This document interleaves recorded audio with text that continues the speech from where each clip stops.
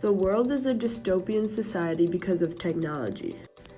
A dystopia, according to Merriam-Webster, is an imaginary place where people lead dehumanized and often fearful lives. This video will address the main characteristics that make our society today dystopian, such as information overload, filter bubbles, distraction, hate and incivility, and the feeling of being alone together. Information overload is defined as apathy, indifference, or mental exhaustion arising from exposure to too much information. Information overload is bad because it creates a lot of noise, which is where important information is covered up and lost among fluff information.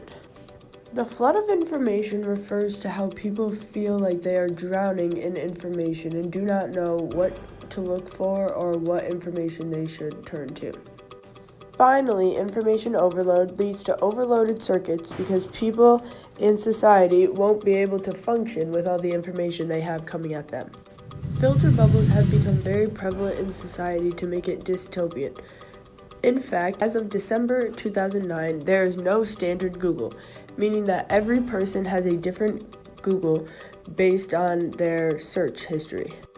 You are alone in a filter bubble, meaning no one else sees the exact same content as you do. The filter bubble is invisible, so no one else can see what content your bubble is providing. You don't choose to enter the bubble, but now you have to deal with the consequences. Filter bubbles feed you content that is comfortable to you and doesn't challenge your ideas and threaten the democratic process. Technology has also created immense distraction, making society dystopian. According to Clifford Nass, a professor of psychology at Stanford University, people who claim to be good at multitasking are often the worst. George A. Miller suggested that humans' working memory capacity is limited to roughly 7 units. This means that when humans are presented with an unfamiliar sequence to memorize, they usually only remember 7 items. Distraction also brings up another problem, which is switching time costs. These are the costs of multitasking, and while they may not seem to take up a lot of time individually, the times do add up. The numerous accounts of hate and incivility found online also contribute to the fact that our society has become dystopian. Acts of incivility are defined as behaviors that disrupt democratic conversation, usually in a negative form on the internet. According to Papa Carisi, these behaviors online can threaten democracy, deny people their personal freedoms, and stereotype social groups.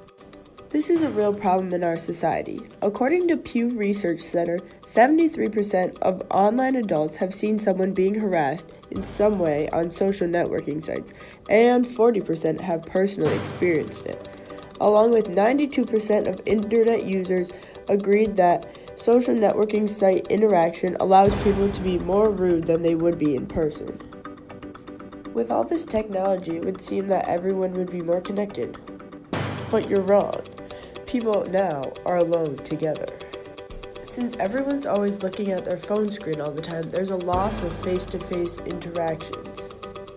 These interactions are very important for the real world, and people hinder their own success because of technology. Because there is a lack of strong bond between participants at the center of information and those on the periphery, democracy will crumble because the people on the periphery will be less connected than ever before. Lastly, people become isolated from each other because they are always waiting for a text back from someone else instead of living in the moment and looking outside as to who else could contribute to their success. In a study done on Facebook, it was found that what people post influence our own emotions. This study also showed that it is not necessary for in-person interactions or non-verbal cues for a person to feel either positively or negatively after being on Facebook. Today's dystopian society is also characterized by a loss of privacy. Some main privacy concerns include disclosing personal information, hacking and identity theft, and harassment or stalking.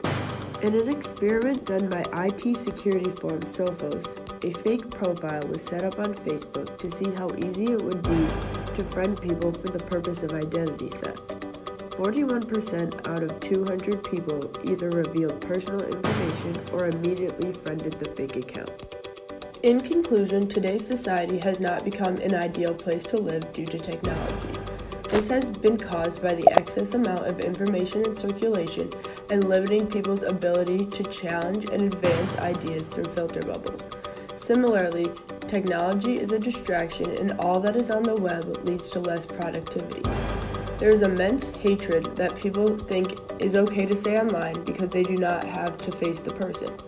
Also, people now spend less time with people face to face, which leads to loneliness. Using the internet also means giving up some privacy. Even though there are privacy settings, not everything can be kept secret when friends post pictures with you. All in all, today's society is dystopian for many reasons, and hopefully it can be changed around soon.